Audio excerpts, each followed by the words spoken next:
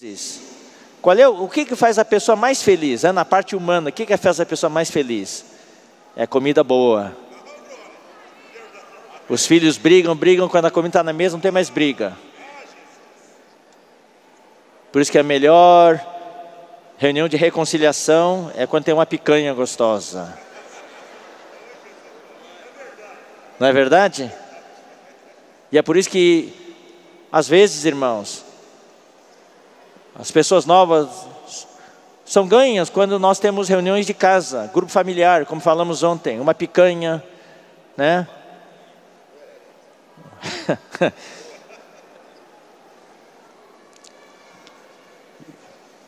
Uma comida gostosa, uma pizza. No Nordeste, o que o pessoal come no Nordeste? Cuscuz, biju. Então, comida é o que une as pessoas. É o momento de maior felicidade. Mesma coisa. O que deixa os irmãos felizes é quando tem comida espiritual. O que traz os irmãos para a estância é que tem comida espiritual. E a comida espiritual vem da Bíblia. Mas a Bíblia é como se fosse o supermercado. Tem todos os ingredientes aqui. Então o que você faz? Você não vai no supermercado, compra os ingredientes e joga em cima da mesa. Aqui está o pedaço de picanha, aqui, ó, pá. Aqui está o arroz cru, assim, pá. Comem? Não, tem que preparar. A arte está no preparo. Me desculpem os irmãos paulistas ou cariocas, mas quando eu vou para o Nordeste, é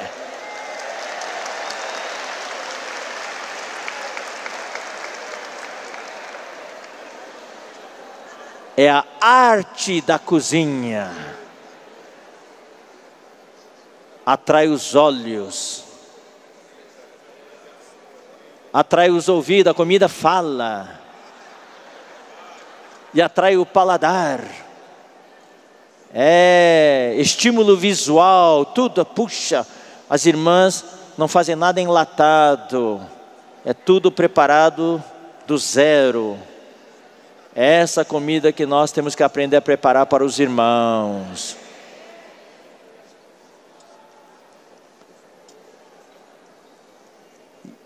E a Bíblia tem que ser um livro. E não estou falando para os irmãos comuns, estou falando para a liderança das igrejas. A Bíblia não pode ser que nem uma batata quente. Não. Às vezes parece que a gente pega um versículo e fica assim, já solta. Não, tem que pegar um versículo e trabalhar, e cozinhar, e apresentar. E os irmãos comem, saboreiam. E agora eu vou dizer uma coisa para vocês, contar um segredo para vocês. Como é que você consegue tirar o sabor da Bíblia? Mas eu leio a Bíblia e recebo a revelação direto. Poucos são os que recebem revelação direta. A maior ajuda que eu tive até hoje, irmãos. E hoje, queridos irmãos, eu vou dizer para você, quando eu abro os versículos da Bíblia, a revelação salta da página. A Bíblia é um livro vivo hoje. Todo versículo que eu leio, salta a revelação. Eu vou contar um segredo para vocês. Isso veio, sabe por quê? Porque eu leio os livros da vida da igreja. Interpretação bíblica não é de qualquer jeito. Existem os princípios da interpretação bíblica. Hoje, se você ouvir as pregações que tem na televisão, você fica espantado. Como a palavra é distorcida. Não se corta retamente a palavra. Não se manuseia a palavra corretamente. A palavra é distorcida para adaptar-se aos interesses de alguns pregadores. E eu vou dizer uma coisa, irmãos, os livros que nós temos obedecem rigidamente os princípios de interpretação bíblica. A editora tem uma equipe séria, uma equipe que trabalha, confere cada item. E nós temos cooperadores que cooperam juntamente com a editora para fazer a revisão. Qualquer coisa marginal que pode causar dúvidas, nós corrigimos. Nós levamos a palavra de Deus muito a sério. Então eu quero dizer para os irmãos, vocês podem ler os livros da editora com toda a confiança. E ali, irmão, nós temos um espectro bastante amplo das verdades bíblicas. E ao ler, por isso que eu gosto de ler os nossos livros, porque quando eu leio, isso quer dizer isso quer dizer aquilo. E quando você é disciplinado e faz uma programação de leitura mensal, quer dizer, diário, semanal, mensal, bimestral, semestral e anual, com o passar do tempo, as palavras da verdade se tornam a sua constituição. A bagagem espiritual vai estar em você. Você abre o versículo e Deus pode falar com você. Por isso que eu quero dizer para vocês, hoje à noite a ênfase, ontem foi sobre a nossa responsabilidade frente às necessidades do mundo hoje, a revolução moral, a revolução sexual, a revolução cultural, o mundo está virando caótico. Qual deve ser a nossa postura diante de Deus? Hoje à noite nós queremos mostrar a importância dos livros na capacitação da liderança. Se você, querido irmão, quer ser um líder adequado, não há outro caminho a não ser dedicar-se à leitura. O que Paulo falou para Pedro na epístola a Timóteo, o que Paulo falou para Timóteo na epístola que escreveu para ele? Dedica-te à leitura. Claro, ali fala da leitura da Bíblia. Hoje, queridos irmãos, Satanás quer nos levar, tirar da realidade para o mundo virtual. No mundo virtual ele controla o seu cérebro. Por isso que hoje se pensava que em pouco tempo o livro iria desaparecer.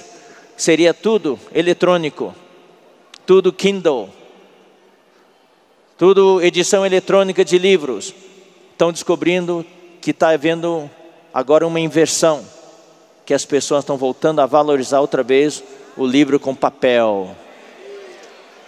O irmão Dong, na verdade, no primeiro dia da nossa comunhão lá embaixo, ele já falou questão dos nossos hinos. E ele tem batalhado. Ele não tem nada contra você ter o seu hinário aqui no celular. Mas é diferente de você ter o seu hinário, o hinário preto, o hinário suplementar ali. Você está ali olhando, você consegue desfrutar. Ninguém é contra você ter a sua Bíblia no celular. Mas é diferente ter a sua Bíblia, que você segura a Bíblia e você lê, você pode sublinhar. É diferente. O que nós queremos hoje à noite, queridos irmãos, é pela graça de Deus, se for possível, restaurar em cada um de vocês o gosto pela leitura. Satanás vai totalmente contra a leitura. As grandes revoluções que houve no mundo veio através dos livros. A cortina de ferro caiu por causa dos livros. Claro, também houve transmissão de rádio, ondas curtas. Muitos nem sabem o que é ondas curtas. Daí eles sintonizavam, daí ouviam as notícias do mundo livre. Daí aquilo era semeado. A grande maioria de vocês já não são tão jovens. Existem jovens no nosso meio, jovens líderes. Mas a minha grande preocupação é que nós, como líderes da igreja, as lideranças das igrejas, precisamos trabalhar urgente para restaurar o gosto pela leitura nos nossos jovens. Caso contrário, irmãos, a próxima geração vai ser problemática. Essa próxima geração já não tem a mesma escala de valores que nós temos. Essa geração nova vive no mundo virtual. Lê pouco. Tem algumas exceções, mas a grande maioria lê pouco. Gasta muito tempo no celular, no Facebook, no Instagram e assim por diante. Mas poucos são os que leem. E isso faz parte da tendência moderna, do pós-modernismo.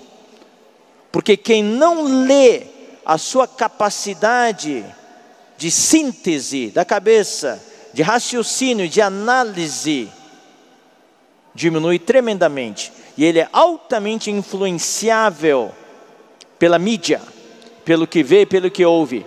É assim que o anticristo vai governar, vai controlar as mentes das pessoas. Ontem à noite eu já falei, eu não creio que a marca da besta 666 vai ser uma coisa física, que vai ser aberto aqui, vai ser colocado.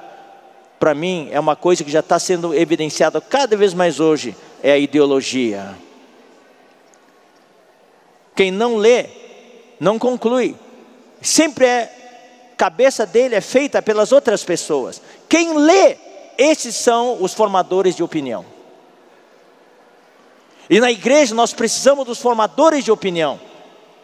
Como líderes, nós precisamos ser aqueles formadores de opinião. Ou seja, através do ministério da nossa palavra, nós conseguimos mudar as vidas das pessoas. Mudar a maneira como as pessoas pensam.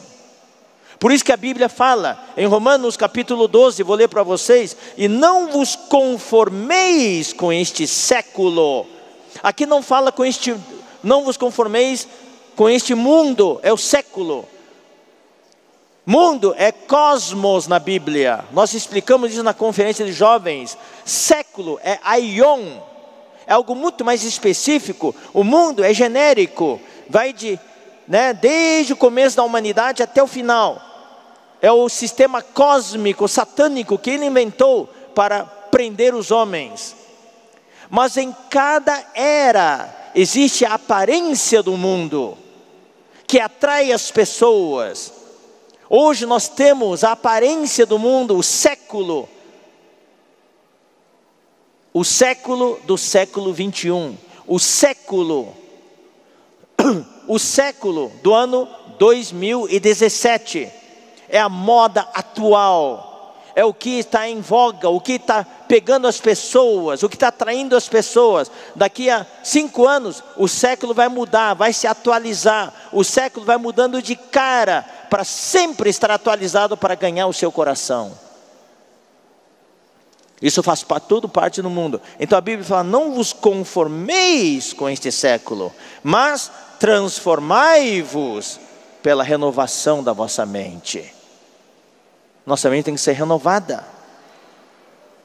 E essa renovação, queridos irmãos, se efetua através da leitura. Eu vou ler para vocês no Antigo Testamento, em Deuteronômio capítulo 6. Esses versículos, irmãos, mostram o outro lado da marca da besta. A marca da besta vai ser na fronte e na mão direita. Mas olha o que Deus fala, é ideologia. Hoje eu me preocupo, queridos irmãos, eu estou muito preocupado. Foi feita uma enquete, eu pessoalmente perguntei, em certo país, numa reunião de jovens, conferência de jovens, havia todos jovens lá, eu perguntei, quem aqui lê a Bíblia todos os dias? Havia lá uns 80 e poucos jovens, eu acho que só 2 levantaram a mão. O resto não lê a Bíblia, não é todo dia, quem lê a Bíblia. E quem lê os livros? Menos ainda, 1. Ou seja, hoje os jovens sobrevivem com a mídia, o que é alimentado para eles através da mídia. Não existe hoje uma busca consciente da verdade. A Bíblia fala, e conhecereis a verdade, e a verdade vos libertará. Por que que hoje existem tantas pessoas, inclusive irmão da nossa idade, talvez até irmãos que estão aqui no nosso meio hoje, estão escravizados, presos, não conseguem se libertar. Por quê? Porque não conhecem a verdade. E conhecereis a verdade, e a verdade vos libertará, a Bíblia diz. E a verdade é o quê? É o que está na palavra de Deus.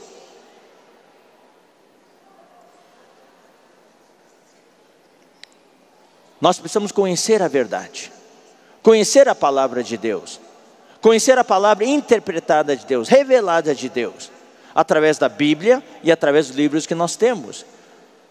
Por que que a vida da igreja no Brasil, nos anos iniciais, anos 60, especialmente 70, foi tão forte, tão prevalecente, nos anos 80 também?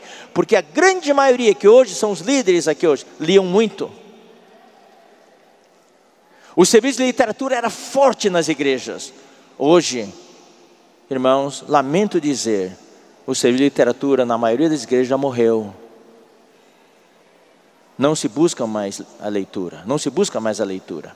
Eu gosto muito da capa daquele livro, As 40 Lições Essenciais do Viver Cristão. Qual é a figura que está na capa? Uma lâmpada. O irmão que projetou isso explicou para mim. Eu fui curioso, por que você colocou a lâmpada? O que quer dizer isso? E ele explicou, e aquilo me ajudou muito.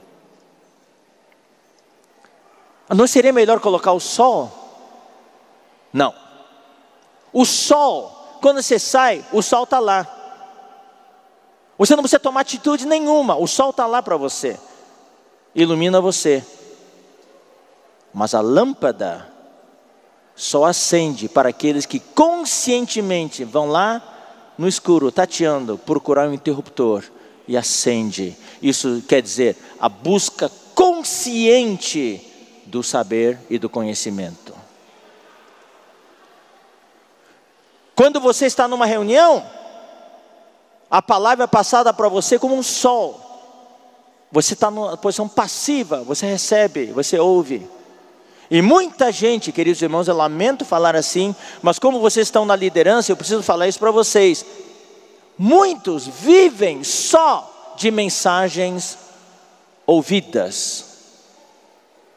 Muitos só sobrevivem indo para a reunião, e isso é o que acontece com a maioria dos crentes hoje. Eles só recebem a palavra numa reunião, ouvindo pregação, mas não existe da parte dele uma busca consciente da verdade e do conhecimento. Isso é o que diferencia um líder que tem impacto de um líder que não tem impacto. O que eu quero hoje à noite, irmãos, é através disso despertar a sua consciência, para você estar consciente dessa situação.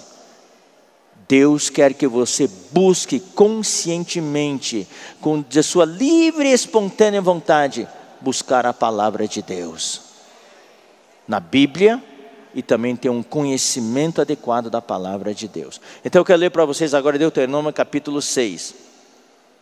No versículo 5 fala: amarás, pois, o Senhor teu Deus de todo o teu coração, de toda a tua alma e de toda a tua força.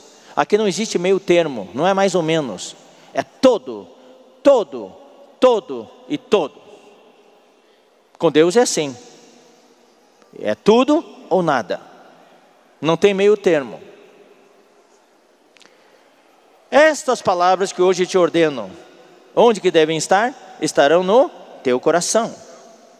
Olha só, irmãos, o que vem em seguida: tu as inculcarás a teus filhos, e delas falarás assentado em tua casa, e andando pelo caminho, e ao deitar-te, e ao levantar-te. Quer dizer, em todos os momentos da vida diária, contato com a palavra de Deus. Quer dizer o quê? Que o papai e a mamãe vão estar sempre do lado dele? Quando é criancinha, sim, mas quando cresce, não. Aí vem, irmãos, a maneira como nós educamos nossos filhos, e nós educamos os jovens e os adolescentes na igreja. Eles só vão comer quando você leva a comidinha na boca com a colherinha, com a colher? Ou você e eu vamos ensinar os nossos filhos, nossos jovens, a alimentar-se por si só? Aí está a diferença. A leitura dos livros é a busca consciente do conhecimento, é a busca consciente do alimento. E pessoas que têm esse hábito são aqueles que sobrevivem e crescem e se diferenciam, se tornam líderes que têm impacto. E hoje o nosso objetivo é que cada um de vocês seja um líder que tenha responsabilidade diante de Deus e que Deus possa usar muito para mudar as vidas das pessoas. Esse é o nosso negócio hoje, mudar as vidas das pessoas. Olha só agora, isso aqui até me assusta. Aqui fala, versículo 8, também as atarás como sinal na tua mão. Está vendo? A marca da besta vai ser na mão direita, mas o Senhor fala, você vai atar a minha palavra como sinal, onde? Na tua mão. E te serão para o frontal entre os olhos, aqui ó, na testa. A minha palavra estará aqui ó. O anticristo quer pôr a marca da besta entre os seus olhos, na testa. Está vendo aqui a diferença? Deus fala, põe a palavra na mão. O Satanás quer pôr a marca da besta na mão. Deus fala, coloca a minha palavra na tua fronte. Satanás quer pôr a marca da besta na sua fronte. Eu vejo claramente, é a palavra de Deus versus a ideologia pós-modernista de hoje. E eu vou dizer uma coisa, irmãos, eu me assusto como a ideologia pós-modernista se está infiltrando na igreja, sorrateiramente, debaixo dos nossos olhos, e a gente não está nem se dando conta, fazendo a cabeça dos nossos adolescentes, dos nossos jovens que não leem. Você sabia que 25% dos adolescentes da igreja encaram a questão do homossexualismo com a maior naturalidade? Eles responderam na enquete que foi feita, na pesquisa. Homossexualismo é algo totalmente normal, ainda que eles não se envolvam, mas na ideologia deles, eles já concordam com isso, é uma coisa normal.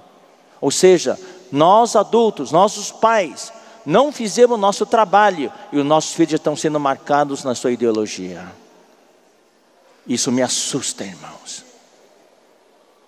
Eu vou dizer uma coisa, irmão, sinceramente, o melhor presente que você pode dar para o seu filho, não é um celular. O melhor presente que você pode dar para o seu filho, não é um tênis. O melhor presente que você pode dar ao seu filho, é, se algo simples, uma assinatura do jornal Árvore da Vida. E se for algo maior, uma coleção completa dos livros da editora. Papai, por que você está me dando isso? Porque eu quero, quando um dia que você casar, você vai ter todos os livros que ajudaram seu pai e sua mãe. E você vai poder comer, se alimentar.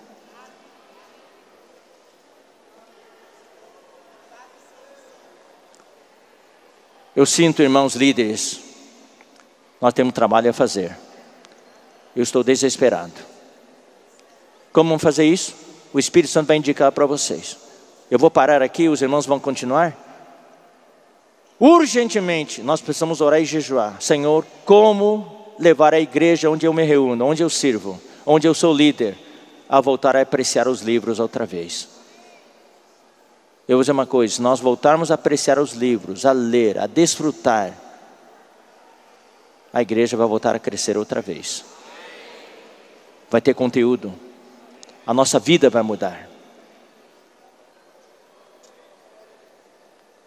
Eu acho importante, irmãos, nós temos mais comunhão sobre isso. Vocês voltarem, procurar os irmãos, ter comunhão, orar sobre isso. Colocar pessoas criativas, inovadoras. Colocar pessoas que tenham entusiasmo, que tenham excelência no seu trabalho para cuidar do serviço de literatura. Para poder levar os irmãos a apreciar os livros. Eu vou dizer uma coisa, irmãos, sinceramente, não temos nenhum interesse no valor comercial dos livros, não é nada disso. Deus sabe o nosso coração. Não estamos aqui pelo comércio. O inimigo ataca através dos opositores. Fala, o irmão Dong, os cooperadores querem ficar ricos com os livros que vendem. Irmãos, mentira maior não existe. Ah, os irmãos querem ficar ricos com o Bucafé.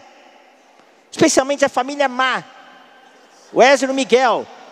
Todo café que moe, que usa nos Bucafés, vem da fazenda deles. Nunca plantamos café na nossa vida. O inimigo usa todas essas mentiras. É comércio, é isso, é aquilo. Não tem nada de comércio, irmãos. O nosso único interesse é o seu bem-estar espiritual. Eu amo os livros. Eu valorizo os livros. Eu até ofereci para os irmãos. Eu espero que quando o Senhor voltar eu seja arrebatado. Quem quiser pode se inscrever. A minha casa aqui na estância fica para vocês. Em vista para o lago. Com 2 carros na garagem e todos os livros das estantes. Eu ofereço para vocês. Alguém pode me procurar depois da reunião. Você fica na grande tribulação lendo os livros. E pode usar o carro também. Eu quero ler os livros agora. Para amadurecer. Irmãos, quando eu voltei dos Estados Unidos, eu morei lá 10 anos. 10 anos. Desde o ano de 76 até 86. Eu vou dar um testemunho pessoal. O Senhor me levou para lá por várias razões. Para me aperfeiçoar, para me equipar. Eu estive ali diretamente debaixo do ministério do irmão Witness Lee por todos aqueles anos. Para aprender bem o inglês, que eu já sabia, mas ali o meu inglês realmente daí foi muito mais aperfeiçoado. E claro, o principal é para encontrar minha esposa. Ela morava lá. Eu pensei que tinha ido lá para fazer o PhD. Não, eu fiz o mestrado e ia fazer o PhD. Deus falou, chega! Daí eu não fiz o PhD. Daí depois de uns 10 anos, eu estava realizando o meu American Dream. Meu sonho americano. Com uma casa razoável, 2 carros, filhos maravilhosos, vida da igreja maravilhosa, um trabalho fascinante na indústria aeroespacial. E na minha empresa estava subindo cada vez mais, sendo responsáveis por projetos aeroespaciais, guerra nas estrelas, coisa fascinante. Envolvidos com fazer computadores espaciais, se viesse um satélite russo com bomba atômica, bomba nuclear, e explodisse do lado dos computadores, do satélite que tem os computadores que nós fabricávamos, as peças do nosso computador seriam resistentes à radioatividade. Trabalho fascinante. E quando eu pensava que ia viver para sempre nos Estados Unidos, Deus fala, chega! Volta para o Brasil. Bom, eu não vou aqui contar meu testemunho todo. Lutei com Deus por vários meses e no final Deus ganhou.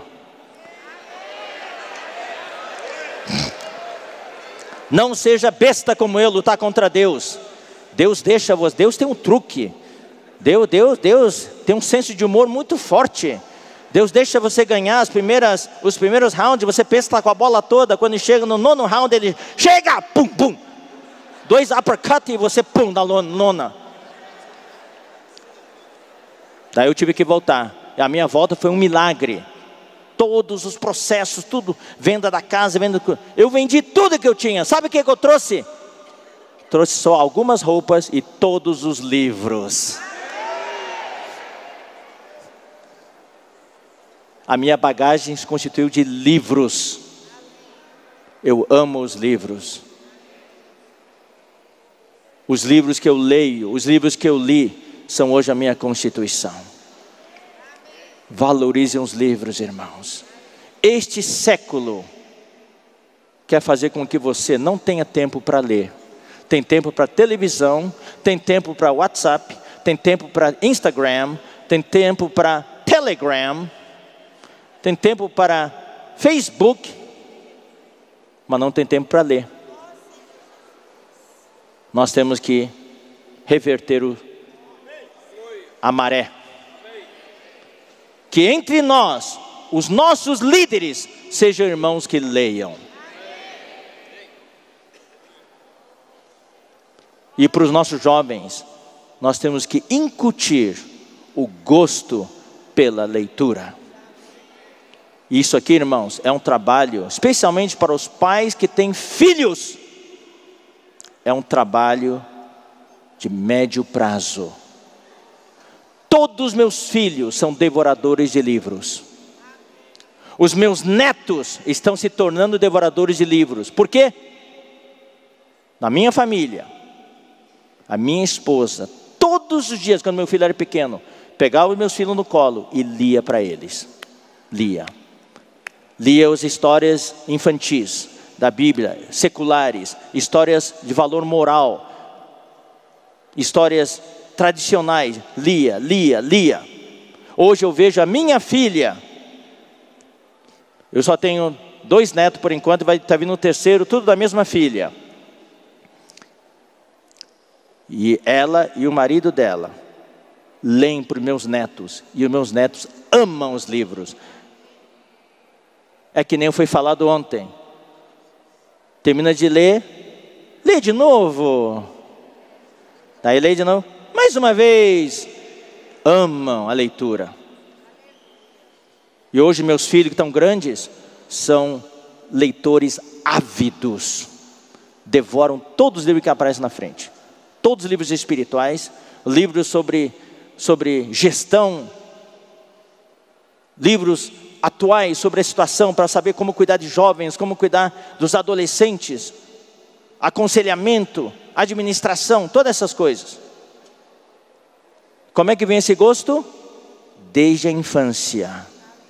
Existe um trabalho, existe um investimento. Espero que os pais que estão aqui façam esse trabalho com seus filhos. É o maior investimento que você pode fazer para os seus filhos, porque quando eles amam os livros, o futuro espiritual deles está garantido. Eles vão ter alimento espiritual.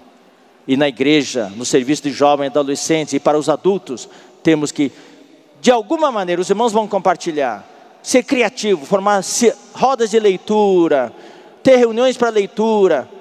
Eu faço parte de uma igreja pequena, Montemor. Muitas vezes, por causa das minhas viagens, eu não posso ir lá. Mas os irmãos, muitos irmãos não sabiam nem ler naquela igreja. Hoje estão lendo, conseguem ler e tem gosto pelo que leem. E já devoraram todas as terças-feiras tem reunião de leitura. E já devoraram, irmãos, um monte de livros. Todos os livros que a editora sugere para ler naquela leitura mensal, eles estão lendo. Irmãos, a gente vê o crescimento deles. Realmente, irmãos, eu vou parar aqui. Eu espero que o Senhor possa ter usado essa pequena porção para incutir em cada um de vocês o gosto pela leitura.